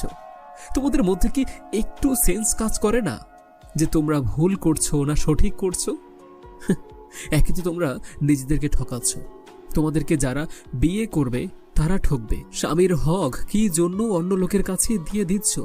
পড়াশোনা করবে, ভালো চাকরি করবে, গরিবের পাশে দাঁড়াবে, আর সেখানে কি না করে টাকার জন্য তোমরা এরকম কাজে লিপ্ত হয়ে গিয়েছ।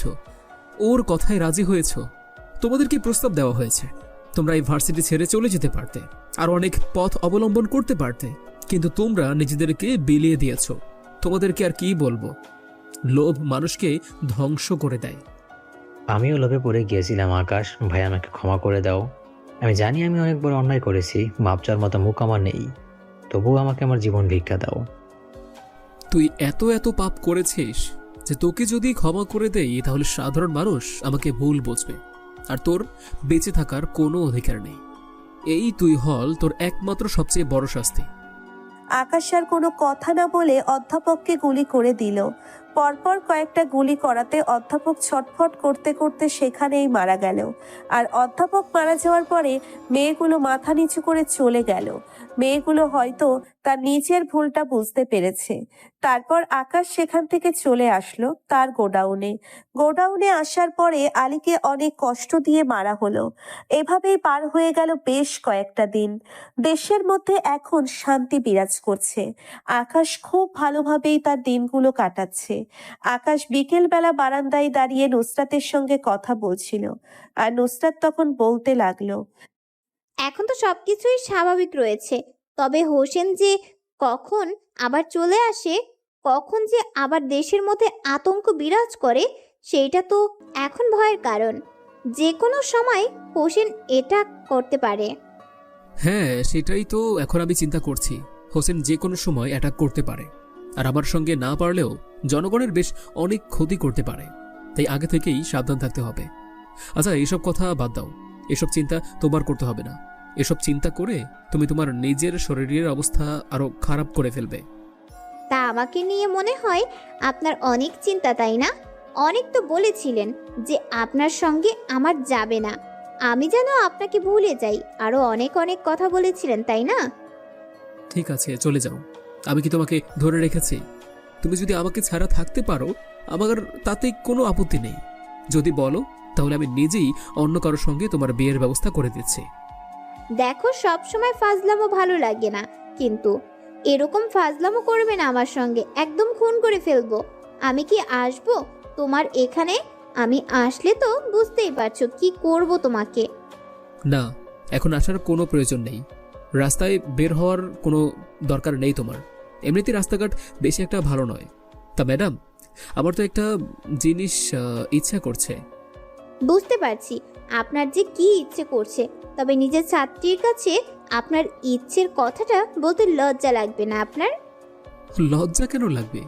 এরকম বউ পেলে তো নিজেকে সামলানো অনেক কঠিন হয়ে যাবে, বুঝতে পারছো? আচ্ছা, এখন রাখলাম, আমি কিছু কাজ করব। আমার ল্যাপটপে বেশ কিছু কাজ বাকি আছে, একটা হিসেব করতে হবে। নতুন একটা হাসপাতালের জন্য প্ল্যান করছি, এখানে সময় দেওয়া লাগবে। আমি রাতে কল দিব। আল্লাহ হাফেজ। ঠিক আছে, আমি তাহলে ঘুমিয়ে পড়লাম, আর সন্ধ্যার সময় কল দিয়ে আমাকে জাগিয়ে দিও। আল্লাহ হাফেজ। Love you. আর যদি কল না দিয়ে উঠিয়েছো না, পরে কিন্তু তোমার খবর করব। তারপর আকাশ কল কেটে দিয়ে তার নিজের কাজ করতে শুরু করলো। আর এভাবেই বেশ কিছুক্ষণ সময় পার হয়ে গেল। হঠাৎ করেই আকাশের ফোনটা বেজে উঠলো। আকাশ কলটা রিসিভ করলো আর ওপাশ থেকে আকাশকে বলতে লাগলো, কিরে আকাশ চৌধুরী, অনেক তো কাজ করেছিস, আবার অনেক কিছুই ধ্বংস করেছিস, কিন্তু এখন পর্যন্ত নিজের হবু হুটাকে ঠিক করে রাখতে পারলি না। অবশেষে তাকে কিডন্যাপ করতেই হলো। ভেবেছিলাম তুই তোর বউকে অনেকটা সিকিউরিটি দিয়ে রাখবি, তোর কাছাকাছি রাখবি, কিন্তু এভাবে যে একা একা থাকবে এটা সত্যি অবাক করা ঘটনা। নুসরাতের মা বাবা সবাইকে তুলে নিয়েছি। আমি বুঝি নুসরাতকে পেতে চাস? তাহলে আমার কাছে তাড়াতাড়ি চলে আয়, নাহলে কিন্তু নুসরাতের এমন একটা অবস্থা করব যে তুই কল্পনাও করতে পারবি না। নুসরাতকে ধর্ষণ করে সবকিছু ছিঁড়ে রাস্তার মধ্যে নগ্ন অবস্থায় ফেলে রাখবো। আমি কতটা খারাপ এটা তুই ভালো করেই জানিস। কুত্তার বাচ্চা, তোর দিন ফুরিয়ে আসছে। আমি এতদিন তোর জন্যই অপেক্ষা করেছিলাম। আমার দেশে এসে অনেক বেশি ভুল করেছিস। যতদিন পর্যন্ত ব্যাংককে ছিলি, ফ্রি ছিলি, ততদিন পর্যন্ত নিজেকে সুরক্ষিত রেখেছিলি। এবার দেশে এসে গিয়েছিস, এখন বুঝতে পারবি এই আকাশ চৌধুরী কি জিনিস। এই বলে আকাশ কল কেটে দিল। আর কল কেটে দেওয়ার পরে তার লোকজনদেরকে কল করলো। বাংলাদেশের আনাচে কানাচে যত লোকজন রয়েছে সবাইকে 20 মিনিটের মধ্যে তার সামনে দেখতে চায়। কথা বলে আকাশ রিফাতের কাছ থেকে কল কেটে দিল। কল কেটে দেওয়ার পরে আকাশ তাড়াতাড়ি করে বের হয়ে গোডাউনে চলে আসলো। গোডাউনে আসার পরে দেখতে পারলো অনেক ছেলেরা এসে গেছে অলরেডি। তারপরে সবাইকে তাদের মতো করে প্ল্যান বুঝিয়ে দিল কিভাবে কি করতে হবে। আর 10 মিনিটের মধ্যেই আকাশ গোডাউন থেকে তার গাড়ি নিয়ে আর একটা ব্যাগ নিয়ে যেতে শুরু করলো। যেতে যেতে সে নাফিকে কল দিয়ে সমস্ত কিছু বুঝিয়ে দেয়। আর জঙ্গলে পুরো বাড়ির সামনে সেখানে গাড়ি থামালো। আর প্রায় 30 মিনিট পরে সেই গাজীপুরের জঙ্গলে পুরো বাড়ির সামনে সেখানে গাড়ি থামালো। আর গাড়ি থামানোর পরে সেখানে দাঁড়িয়ে রইল। কিছুক্ষণ পরেই কয়েকজন এসে আকাশের হাত বেঁধে গোডাউনের ভিতরে নিয়ে গেল। গোডাউনের ভিতরে আকাশ যাওয়ার পরে দেখতে পারল নুসরাত এবং তার মা বাবাকে বেঁধে রেখেছে চেয়ারের সঙ্গে। নুসরাত আকাশকে দেখে ওদেরকে বলতে লাগলো, বলেছিলাম না আকাশ চলে আসবে, শুধুমাত্র কয়েক মিনিট অপেক্ষা কর, আকাশ চলে এসেছে। এবার হোসেন, তুই বুঝবি কত ধানে কত চাল। এই দেশে এসে এসব অপকর্ম করা তোর জন্য মানায় না।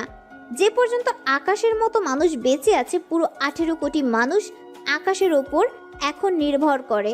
পুরো 18 কোটি মানুষ শান্তিতে ঘুমাতে পারে শুধুমাত্র আকাশের জন্য। আকাশের একটা ডাক বাংলাদেশের আনাচে কানাচে যত লোকজন রয়েছে সকলেই আকাশের এক কথায় চলে আসবে, যে কিনা খালি পকেটে কোটি কোটি টাকার ডিল করে থাকে আন্ডারওয়ার্ল্ডে। অনেক কথা বলেছিস, এবার কথা বলা বন্ধ কর। আমি তোকে তো চেয়েছিলাম সেই সময় বিছানায় নিয়ে যাওয়ার জন্য, কিন্তু তোকে বিছানায় নিয়ে গেলে চলবে না। তোর মা বাবার সামনে তোর সঙ্গে আমি অসভ্যতামো করব। তোর মা বাবা বুড়ো বয়সে দেখুক তার মেয়ের সঙ্গে আমি কিরকম করতে পারি। যে পর্যন্ত আকাশ বেঁচে আছে সে পর্যন্ত, আকাশের দেহ থেকে প্রাণটা না চলে যায় সে পর্যন্ত আমি আমার নিজেকে নিয়ে চিন্তা করি না। আমি এখন তোকে নিয়ে চিন্তা করছি। আকাশ তার ভালোবাসাকে কিভাবে রক্ষা করবে সেটা আকাশ খুব ভালো করেই জানে। তুই যতই কথা বলিস না কেন, কোনো লাভ হবে না। আকাশ তখন হোসেনের লোকজনকে মারতে শুরু করলো। আর হোসেনের লোকজন আকাশের কাছে মার খেয়ে মাটিতে পড়ে গেল। আর তখনই হোসেন পিস্তল তাক করলো নুসরাতের দিকে। আর সঙ্গে সঙ্গে আকাশ তার মারামারি বন্ধ করে দেয়। তখনই হোসেনের লোকজন আকাশকে ধরে ফেললো। আর আকাশকে ধরে ইচ্ছে মতো মারতে শুরু করলো। আকাশের নাক দিয়ে মুখ দিয়ে রক্ত বের হচ্ছে। আর কিছুক্ষণের মধ্যেই ওরা চলে আসলো। আর যখনই আকাশ মুখ দিয়ে ফায়ার করতে বলল, তখনই চারিদিক থেকে ঝাঁকে ঝাঁকে গুলি করতে শুরু করলো আকাশের লোকজন। আকাশও উঠে নুসরাতের হাতের বাঁধন খুলে দেয়। আর নুসরাতের হাতে একটা পিস্তল দিয়ে দেয়। আর নুসরাতের হাতে পিস্তল দেওয়ার পরে নুসরাত ওদেরকে গুলি করতে থাকে। আর এদিকে আকাশ আবারও নুসরাতের মা বাবাকে মুক্ত করে দেয় এবং তাদেরকে সরিয়ে নিয়ে যায় আকাশ। আকাশ গুলি করতে করতে প্রায় সব লোকগুলোকেই মেরে ফেললো। আর হোসেন যে সময় বুঝতে পারলো তার সময় শেষ হয়ে আসছে, তখন হোসেন পালাতে শুরু করলো, কিন্তু সেটা নুসরাতের চোখে পড়ে গেল। নুসরাত হোসেনকে একটা লাথি মারলো। লাথি মারতেই হোসেন মাটিতে পড়ে গেল। আর তখন আকাশ এসে তার বুকের উপর পাড়া দিল। বুকের উপর পা দিয়ে বলতে লাগলো, আজকে থেকে বাংলার মানুষগুলো রাতের বেলা শান্তিতে ঘুমাতে পারবে। আজকে থেকে অন্ততপক্ষে মানুষগুলো এটা বলতে পারবে যে আর কোনো বোম ব্লাস্টের ভয় নেই। আর কেউ রাতের বেলা ঘুমন্ত অবস্থায় বোম ব্লাস্ট করবে না। আর কোনো মানুষ আতঙ্কে থাকবে না। এতদিন শুধুমাত্র তোর জন্য মানুষগুলো ঘুমাতে পারছিল না। এই শহরটাকে তো পুরো, কিন্তু শেষ রক্ষা হলো না। সেই আমার হাতেই তোকে মরতে হবে।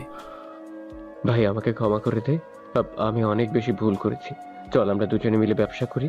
আমি আর কখনো মানুষের ক্ষতি করবো না, আর কখনো টেররিস্ট গ্রুপের সঙ্গে আমি সাহায্য করবো না, ওদের সঙ্গে যোগাযোগ রাখবো না। আমি এখন থেকে মানুষের কল্যাণে কাজ করব। আমি তোর সাথে থাকতে চাই। প্লিজ তুই আমাকে ক্ষমা করে দে। তুই যদি মানুষকে বলিস তাহলে মানুষ আমাকে ক্ষমা করে দেবে। হ্যাঁ, এটা ঠিক। আমি যদি মানুষের সামনে গিয়ে বলি যে তুই ভালো হয়ে গিয়েছিস, সাধারণ মানুষগুলো এই আমার কথায় ঠিকই শুনতে পারবে। কিন্তু আমি এটা কখনোই করব না, কারণ তোর মতো হারাবির বেঁচে থাকার কোনো অধিকার নেই। তুই মানুষগুলোকে শান্তিতে থাকতে দিসনি। প্রতিটা মেয়ে তার অনিরাপত্তায় ভোগেছিল। মেয়েগুলোকে শান্তিতে চলাফেরা করতে দিসনি। শুধুমাত্র তোর জন্য মেয়েগুলো ঠিকমতো ভার্সিটিতে কলেজে যেতে পারতো না। হোস্টেলের মেয়েগুলো সারাক্ষণ ভয়ে ভয়ে থাকতো যে কখন তাদেরকে তুলে নিয়ে যাওয়া হবে। তুই যাদেরকে শেষ করে দিয়েছিস, যাদেরকে বিক্রি করে দিয়েছিস, ওরাও তো কারো না কারো আপনজন ছিল। কেন এমনটা করতে গেলি? আমি টাকার লোভে পড়ে, ক্ষমতার লোভে পড়ে এসব করেছি। আমাকে ক্ষমা করে দে ভাই। আমি তোর সঙ্গে থাকতে চাই, তোর সঙ্গে থেকে মানুষের কল্যাণে কাজ করতে চাই। আমাকে মারিস না, আমি বাঁচতে চাই। তুই শেষ পর্যন্ত নুসরাতকে তুলে আনলি। নুসরাত হলো আমার কলিজা। এই পৃথিবীতে আপন বলতে আমার কেউ নেই। আমার বাবাকেও তোরা হত্যা করেছিস। তোরা এক একটা গাদ্দার। আমি ভেবেছিলাম তোর বাবাকে হত্যা করে আমি ক্ষমতায় বসবো, কিন্তু আমি জানতাম না যে তুই আকাশ চৌধুরী আছিস। ভেবেছিলাম তোকে অনেক আগেই মেরে ফেলা হয়েছে, আর সকলেই তোর বাবার সঙ্গে বেইমানি করেছিল। তার জন্যই আমি ওই সুযোগটাই নিয়েছিলাম। আমার বাবার একজন ফাইটার রেখে গিয়েছে, আর আমার বাবা খুব ভালো করে জানতো তার ছেলে কেমন হবে। এখন বিদায় নেওয়ার পালাদর। তোর সাথে যারা যারা ছিল সবাইকে উপরে পাঠিয়ে দিয়েছি। তুই সবার লাস্টে যাচ্ছিস। ব্যাকআপ। এই বলে আকাশ গুলি করে দিল। আর ছটফট করতে করতে সেখানেই হোসেন মারা গেল। তখনই নুসরাত এসে আকাশকে শক্ত করে জড়িয়ে ধরে কান্না করতে লাগলো। আর সবাই এদিকেই তাকিয়েছিল। এজন্য আকাশ কিছুটা লজ্জা পেয়ে যায়। তারপর নুসরাতকে নিয়ে সরাসরি আকাশের বাসায় নিয়ে আসে। তারপর ধুমধাম করে আকাশ এবং নুসরাতের বিয়েটা হয়ে যায়। আর এখন আকাশ দাঁড়িয়ে আছে বাসর ঘরের সামনে। ভিতরে যেতে অনেক ভয় লাগছে, কারণ ভিতরে যে মানুষটা বসে আছে, মানুষটা অত্যন্ত রাগী একটা মানুষ। কেমন যেন আজকে অন্য রকম লাগছে, প্রতিদিনের চেয়ে একটু ভিন্ন। আকাশ ভয়ে ভয়ে বাসর ঘরে প্রবেশ করলো। আর বাসর ঘরে প্রবেশ করার পরে সামনের দিকে তাকিয়ে দেখতে পারল তার নতুন বউ বিছানায় ঘোমটা দিয়ে বসে আছে, লাল বেনারসি পরে। আকাশ তার পাশে বসলো। তার পাশে বসার পরে যখনই ঘোমটা তুলতে যাবে, তখনই নুসরাত নিজেকে বলতে লাগলো, সামান্য ঘুমটা তুলতে কি হয়েছে? এতটা সময় নিতে পারে সেটা সত্যি অবাক করা। আপনি এত শক্ত একটা মানুষ, আর এখানে এসে এত ভয় পাচ্ছেন কেন স্যার? জানি না, খুব বেশি নার্ভাস লাগছে। আসলে প্রথমবার বিয়ে করেছি তো, তার জন্য হয়তো এমনটা লাগছে। পরবর্তী সময় যখন আবার বিয়ে করব, তখন আর এমন লাগবে না। কি বললে তুমি? আরেকটা বিয়ে করবে মানে? আরেকবার যদি বিয়ের কথা নাম নিয়েছো না, তোমাকে বাসর রাতেই আমি খুন করে ফেলবো। তোমার সাহস কি করে হয়? এরকম একটা সুন্দরী স্মার্ট বউ থাকতে তুমি অন্য মেয়েকে বিয়ে করতে চাও? আরে আমি তো তোমাকে রাগানোর জন্য বলেছি। তা অনেকদিন তো ওয়েট করছিলাম তোমাকে কাছে পাওয়ার জন্য। তা এখনো কি দৌড়ে দৌড়ে বসে থাকবে, নাকি একটু কাছে আসবে? বংশের বাতি জ্বালাতে হবে তো নাকি? নুসরাত আকাশের মুখে এই কথা শুনে আকাশকে শক্ত করে জড়িয়ে ধরলো। আর আকাশও শক্ত করে জড়িয়ে ধরলো। আর কিছুক্ষণ পরে আকাশ নুসরাতের ঠোঁট জোড়া দখল করে নিল। আর